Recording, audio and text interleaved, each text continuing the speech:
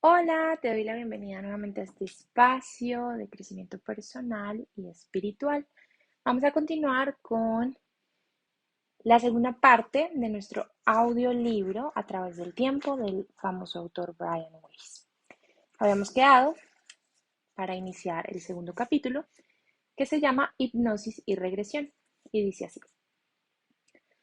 La hipnosis es la técnica que utilizo principalmente para ayudar a los pacientes en el acceso a recuerdos de vidas pasadas. Mucha gente se pregunta qué es la hipnosis y qué ocurre cuando una persona se encuentra en estado hipnótico, pero en realidad no hay ningún misterio. La hipnosis es un estado en el que se fija la concentración, algo que muchos de nosotros experimentamos todos los días. Cuando estamos relajados y nuestra concentración es tan intensa que no nos distraen los ruidos exteriores ni otros estímulos, nos encontramos en un estado de hipnosis ligera. Toda hipnosis es en realidad autohipnosis, por cuanto el paciente domina el proceso. El terapeuta es solo un guía. Casi todos entramos en estados hipnóticos todos los días.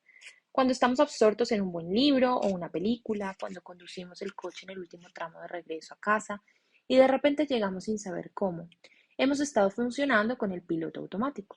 Uno de los objetivos de la hipnosis, así como de la meditación, es tener acceso al subconsciente, es decir, a la parte de nuestra mente que yace bajo la conciencia común, por debajo del constante bombardeo de pensamientos, sensaciones, estímulos exteriores y todo aquello que absorba nuestra atención.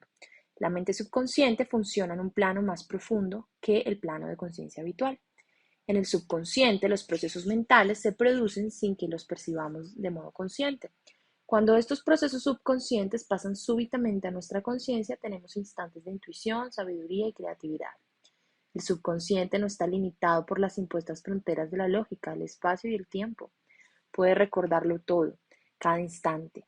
Puede transmitir soluciones creativas a nuestros problemas. Puede trascender lo ordinario para alcanzar una sabiduría muy superior a nuestra capacidad cotidiana. La hipnosis consigue que se tenga acceso a la sabiduría del subconsciente de un modo concentrado a fin de lograr la curación. Estamos bajo hipnosis cada vez que la relación normal entre el consciente y el subconsciente se reconfigura de tal modo que el subconsciente desempeña un papel más dominante. Existe un amplio espectro de técnicas hipnóticas. Han sido ideadas para aprovechar un amplio abanico de estados hipnóticos, desde el ligero hasta los planos profundos. En cierto modo, la hipnosis es un continuo en el que captamos la mente consciente y la subconsciente en mayor o menor grado. He descubierto que muchas personas pueden ser hipnotizadas en un punto adecuado de la terapia si se les informa sobre la hipnosis y se discuten y disipan sus miedos. La mayoría tiene un concepto equivocado de la hipnosis a causa de la manera en que la han tratado en la televisión, las películas y los espectáculos teatrales. Estar hipnotizado no es estar dormido. La mente consciente siempre sabe lo que uno experimenta mientras está hipnotizado. Pese al profundo contacto subconsciente, la mente puede comentar, criticar y censurar. Siempre tenemos control sobre lo que decimos. La hipnosis no es un suero de la verdad. No se entra en una máquina del tiempo para encontrarse súbitamente transportado a otro tiempo y otro lugar sin noción del presente. Algunas personas durante la hipnosis contemplan el pasado como si estuvieran mirando una película. Otras participan más vívidamente con reacciones más emotivas. Los hay que sienten las cosas más que verlas. A veces predominan los sentidos del oído y el olfato. Después la persona recuerda todo lo experimentado durante la sesión de hipnosis. Puede parecer que se requiere mucha habilidad para llegar a los niveles más profundos de hipnosis. Sin embargo, todos los experimentamos con facilidad cotidianamente, cuando pasamos por ese estado intermedio entre la vigilia y el sueño, conocido como estado hipnagógico. Un ejemplo del estado hipnagógico lo experimentamos cuando empezamos a despertar y aún recordamos vívidamente nuestros sueños, sin estar todavía despiertos por completo. Es el periodo anterior al momento en que los recuerdos y las preocupaciones cotidianas penetran en nuestra mente. Como la hipnosis, el estado hipnagógico es profundamente creativo. En ese estado, la mente está completamente volcada hacia el interior y puede tener acceso a la inspiración del subconsciente. Muchos consideran que el estado hipnagógico es un estado de genialidad, sin límites ni fronteras. Cuando estamos en él, podemos utilizar todos nuestros recursos, sin ninguna de las restricciones que nos autoimponemos. Thomas Edison valoraba tanto el estado hipnagógico que desarrolló una técnica propia para mantenerlo mientras trabajaba en sus inventos. Sentado en determinada silla, Edison utilizaba técnicas de relajación y meditación para alcanzar el estado de conciencia que está entre el sueño y la vigilia. Sostenía algunos cojinetes en la mano cerrada, con la palma hacia abajo y apoyada en el brazo del sillón. Debajo de la mano había un cuenco metálico. Si Edison se dormía, se le abría la mano y las bolitas caían dentro del cuenco metálico y el ruido lo despertaba. Repetía el procedimiento una y otra vez. Este estado hipnagógico se parece mucho a la hipnosis y en realidad es más profundo que algunos niveles hipnóticos. Ayudando al paciente a alcanzar un plano más profundo de su mente, el terapeuta diestro en técnicas de hipnosis puede acelerar drásticamente el proceso de curación. Y cuando las ideas y las soluciones creativas van más allá de los problemas personales, pueden resultar beneficiados grandes sectores de la sociedad, así como todos nos hemos beneficiado del invento de Thomas Edison, la lamparilla eléctrica. El proceso puede conmover al mundo. Escuchar una voz que actúe como guía ayuda a fijar la concentración y a que el paciente alcance un nivel de hipnosis y relajación más profundo. La hipnosis no ofrece peligro. Ninguna de las personas a las que he hipnotizado ha quedado enganchada al estado hipnótico. Se puede salir de él cuando se desee. Nadie ha violado nunca sus principios morales y éticos. Nadie ha actuado involuntariamente como una gallina o un pato. Nadie puede dominarte. Mantienes un absoluto control.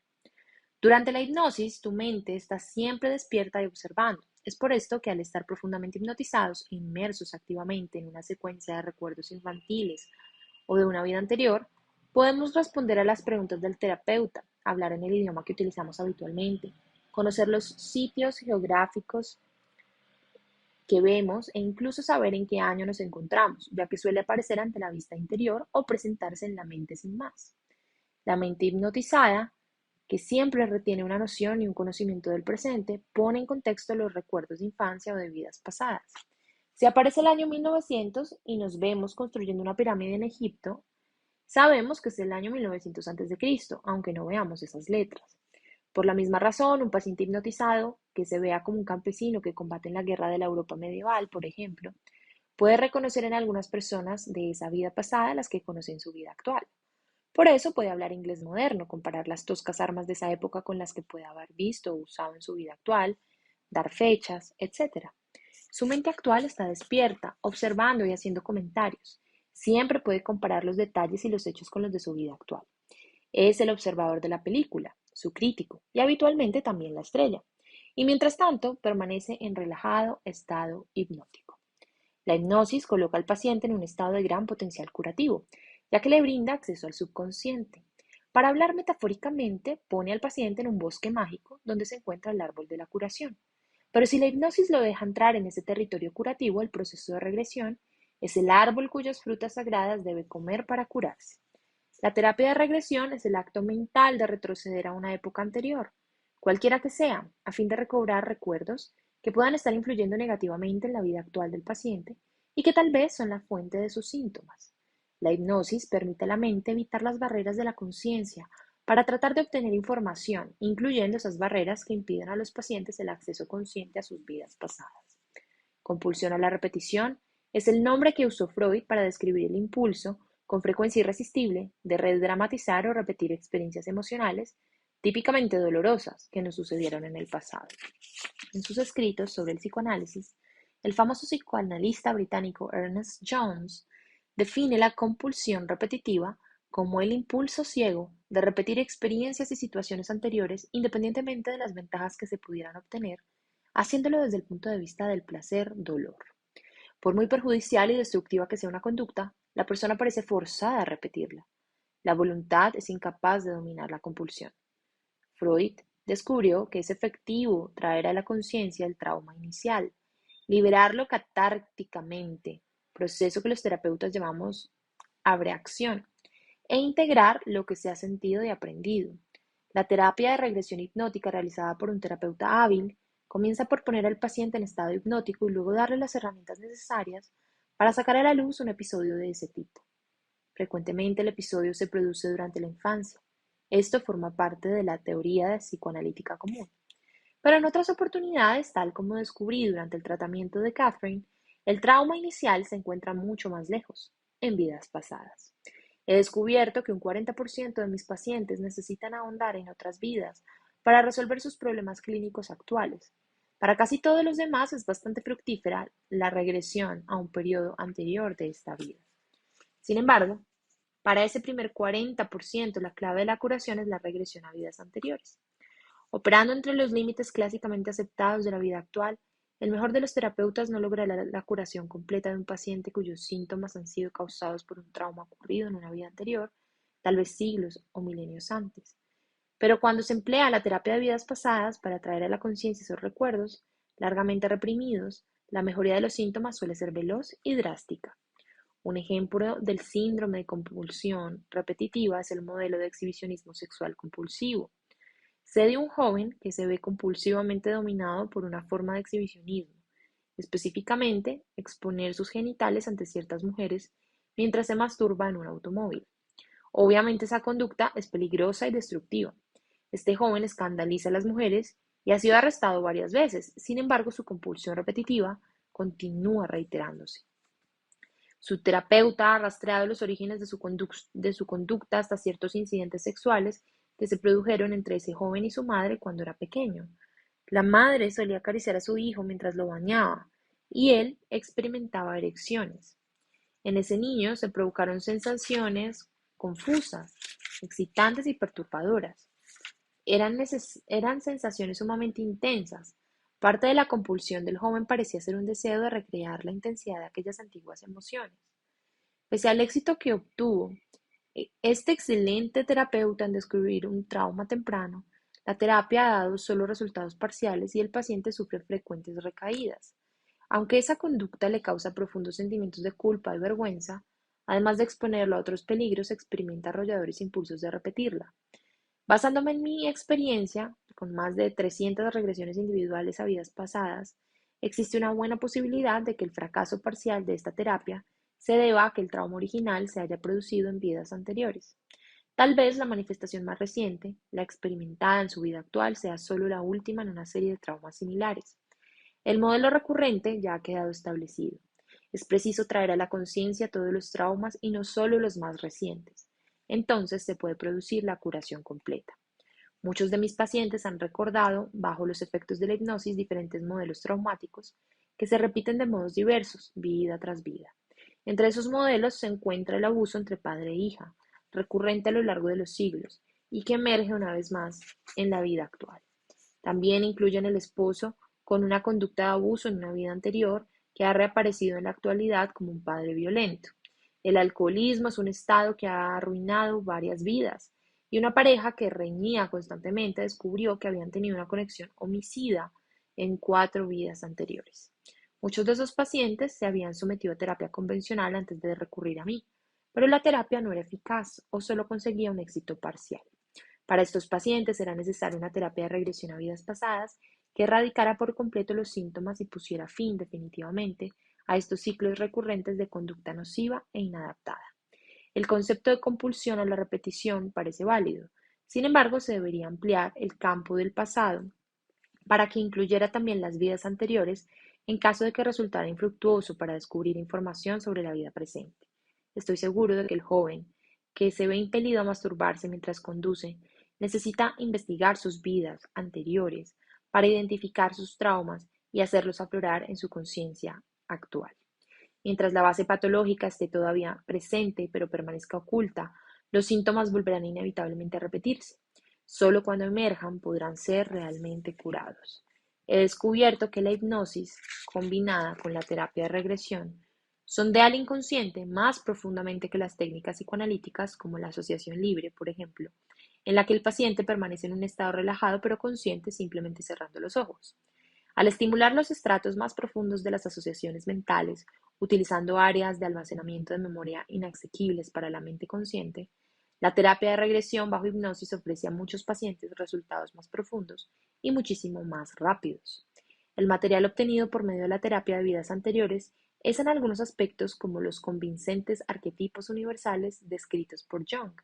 Sin embargo, el material de la terapia de regresión a vidas pasadas no es arquetípico ni simbólico, sino que contiene fragmentos de la memoria actual procedentes del continuo flujo de la experiencia humana desde los tiempos antiguos hasta el presente. La terapia de regresión a vidas pasadas combina la catarsis específica y de curación, es decir, lo mejor de la terapia freudiana, con la participación en la curación y el reconocimiento del profundo significado simbólico que son las aportaciones de Jung. Pero la terapia de regresión va mucho más allá que la técnica hipnótica. Antes de que pueda iniciarse un proceso hipnótico, un experimentado terapeuta en regresiones invertirá mucho tiempo en elaborar un historial, preguntando, recibiendo respuestas e investigando específica y detalladamente determinadas áreas importantes. Esto aumenta la proporción de éxito de la regresión de aproximadamente el 50% al 70%. Y cuando se acaba la regresión, cuando el paciente ya ha salido del estado hipnótico, es necesario intentar integrar en la situación de la vida actual los sentimientos, las percepciones y la información que se ha obtenido en la sesión. Esta integración requiere una capacidad terapéutica y una experiencia considerable porque el material evocado suele tener una poderosa carga emocional.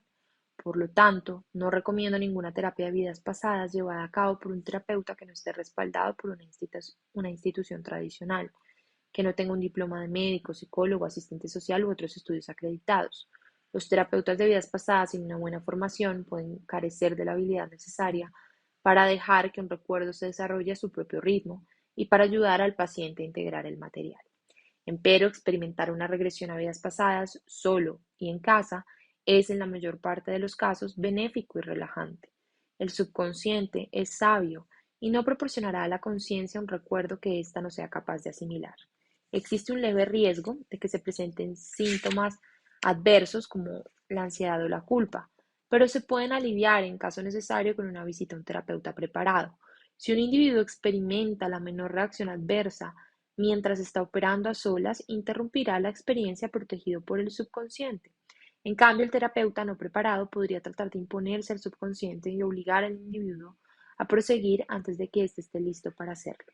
Como desarrollo de una actividad psiquiátrica febril, mi prioridad es curar a los pacientes antes de comprobar la validez de sus recuerdos de vidas anteriores, aunque esa comprobación también es de suma importancia. He descubierto que los pacientes evocan y describen los recuerdos de vidas pasadas según dos modelos. El primero es el que llamo patrón clásico. Según este patrón, el paciente entra en una vida y puede ofrecer detalles muy completos sobre esa existencia y sus acontecimientos, casi como un relato. Va transcurriendo gran parte de esa vida, con frecuencia se parte del nacimiento o de la niñez y no se termina hasta la muerte. Es posible que el paciente experimente serenamente y sin dolor la escena de la muerte y una revisión de su vida, en la cual se aclaran y analizan las lecciones de esa existencia, con lo cual el paciente se beneficia de una mayor sabiduría y posiblemente con la guía de figuras religiosas o espirituales. Catherine recordó muchas de sus vidas según el modelo clásico de regresión. He aquí el extracto de una de ellas, aparentemente en Egipto, en la cual Catherine comenzó recordando una peste que se había originado en el agua y que había matado a su padre y a su hermano. Ella había trabajado con los sacerdotes que preparaban los cuerpos para la sepultura. Al iniciarse los recuerdos, así como en el extracto que reproducimos, Catherine tenía 16 años. Se ponía a la gente en cuevas. Los cadáveres se encerraban en cuevas, pero antes los cuerpos debían ser preparados por los sacerdotes. Debían ser envueltos y untados con un ungüento. Se los mantenía apartados en cuevas, pero el país está inundado. Dicen que el agua es mala. No bebáis agua. ¿Hay algún tratamiento? ¿Algo dio resultado? Nos dieron hierbas, distintos tipos de hierbas, los olores, las hierbas y percibo el olor, lo huelo. ¿Reconoces el olor? Es blanco, lo cuelgan del techo. ¿Es como ajo? Está colgado por todas partes. Las propiedades son similares. Sí, se pone en la boca, en las orejas, en la nariz, en todas partes. El olor es fuerte. Se creía que impedía la entrada de los espíritus malignos en el cuerpo. Fruta, morado o algo redondo con una superficie morada, corteza morada. ¿Esa cosa morada es algún tipo de fruta?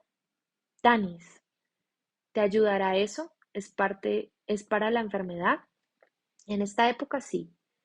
Tanis, repetí, tratando una vez más de ver si se refería al tanino o ácido tánico de esta vida que ha quedado sepultado en tu vida actual. ¿Por qué vuelves una y otra vez aquí? ¿Qué te molesta tanto? La religión, susurró Catherine, de inmediato. La religión de esa época era una religión de miedo. Miedo. Había tantas cosas que temer y tantos dioses. ¿Recuerdas los nombres de algunos dioses? Veo ojos, veo una cosa negra, una especie de Parece un chacal. Está en una estatua, en una especie de guardián. Veo una mujer, una diosa, con una especie de toca. ¿Sabes el nombre de la diosa? Osiris, Sirius, algo así. Veo un ojo, solo un ojo con una cadena. Es de oro. ¿Un ojo? Sí, Hathor. ¿Quién es Hathor? ¿Qué? Hathor. ¿Quién es? Yo nunca había oído hablar de Hathor, aunque sabía que Osiris, si la pronunciación era correcta, era el hermano esposo de Isis, la deidad egipcia más importante. Hathor, según supe después, era la diosa egipcia del amor, el regocijo y la alegría. ¿Es uno de los dioses? Pregunté.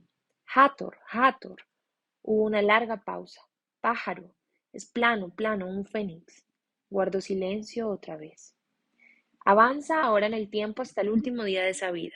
Ve hasta tu último día, pero antes de morir, dime qué ves. Veo edificios y gentes, respondió con un susurro.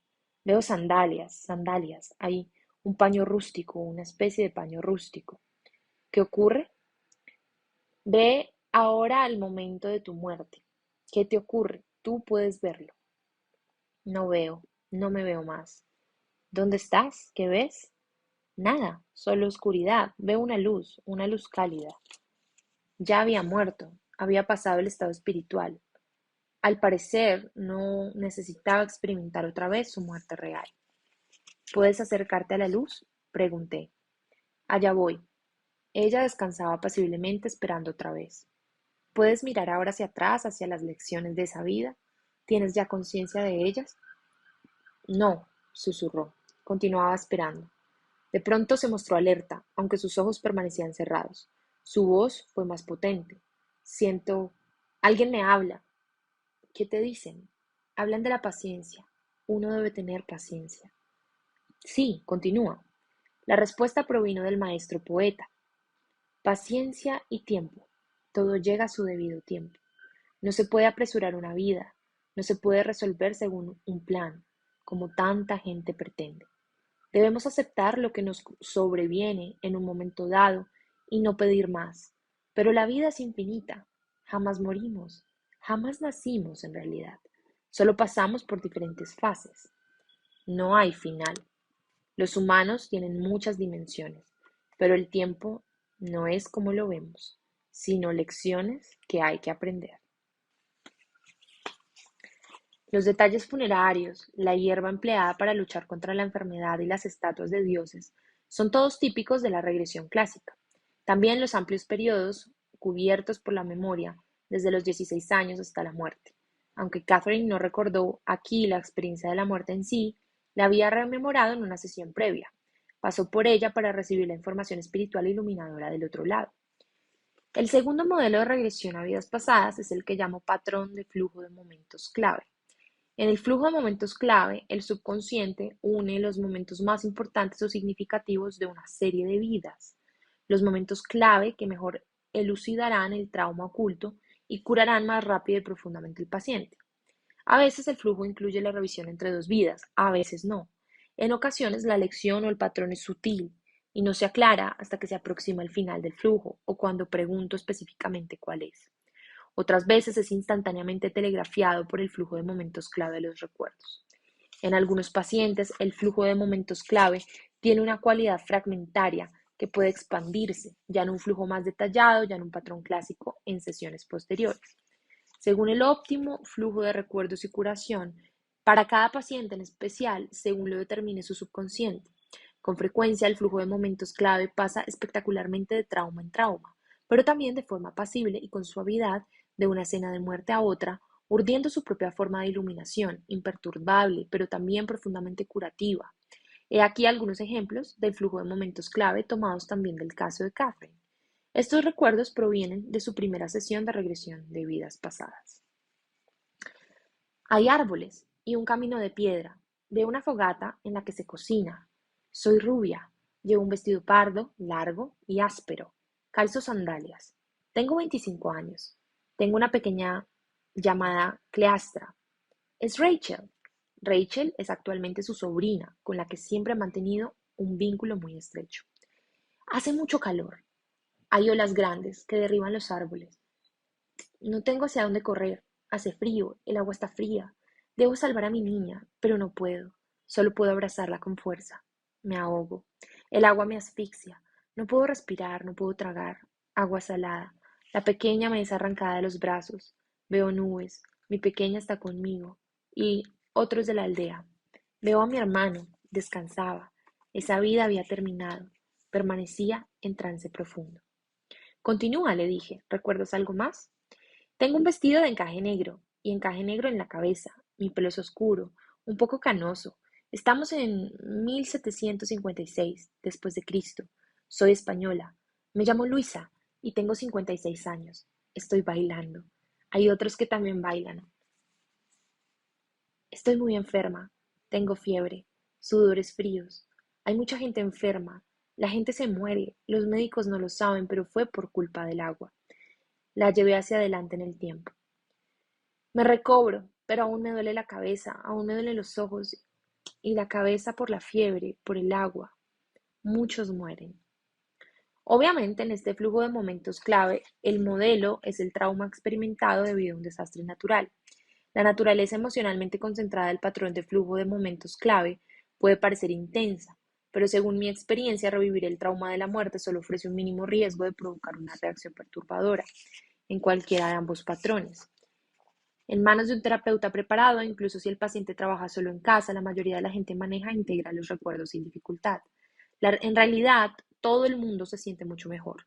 El terapeuta puede indicarle que flote por encima de la escena de la muerte si lo considera necesario, para observar sin emoción y la mente subconsciente siempre capaz de alejar al paciente de la experiencia regresiva. Se puede optar por no experimentar en absoluto la escena de la muerte. Siempre hay alternativas, pero la intensidad de la terapia de vidas pasadas no asusta a quienes la experimentan. La terapia de vidas pasadas, que fluye de momento clave en momento clave, es una modalidad terapéutica muy práctica y efectiva, porque con ella pueden producirse las conexiones necesarias entre vidas pasadas y la vida actual en menos de una hora, en vez de exigir varias horas. Sin embargo, el flujo de momento clave tiende a ser menos válido para el paciente que el patrón clásico, puesto que se concentra en la esencia, no en los detalles. Por mi parte, no puedo prever cuál de estos patrones adoptará un paciente. Ambos curan por igual. Por último, no todo el mundo necesita recordar vidas pasadas mediante la regresión con hipnosis. No todo el mundo carga con el peso de traumas producidos en vidas pasadas o cicatrices que sean importantes en la vida actual. Con frecuencia, lo que el paciente necesita es concentrarse en el presente, no en el pasado. Sin embargo, enseño a la mayoría de mis pacientes técnicas de meditación y autohipnosis, pues tienen un gran valor para la vida cotidiana, ya sea que un paciente quiera curarse del insomnio, reducir una presión arterial elevada, bajar de peso, dejar de fumar, reforzar el sistema inmunológico, para combatir infecciones y enfermedades crónicas, reducir la tensión nerviosa o alcanzar estados de relajación y paz interior, puede usar eficazmente estas técnicas durante el resto de su vida. Pese a los beneficios, en ocasiones los pacientes rechazan la hipnosis. A veces los motivos son asombrosos. Cuando yo era psiquiatra residente en la Academia de Medicina de Yale, me asignaron a un hombre de negocios para que tratara su miedo a los aviones. Por entonces yo era uno de los pocos terapeutas de Yale que empleaba la hipnosis para curar fobias monomaniáticas, es decir, el miedo a algo específico, como volar o conducir por una autopista o las serpientes. Por su trabajo, este comerciante debía viajar mucho y debido a su fobia solo podía utilizar el transporte por tierra. Así que la necesidad de superar ese miedo era obvia. Describí cuidadosamente el procedimiento hipnótico, le transmití mi confianza y mi optimismo con respecto a su curación, asegurándole que ya no estaría paralizado por el temor y que no solo sus perspectivas comerciales se beneficiarían con esa curación, sino que podría pasar sus vacaciones en sitios más lejanos y exóticos. Mejoraría por completo su estilo de vida y la calidad de su existencia. Me miró pensativo, frunciendo el entrecejo.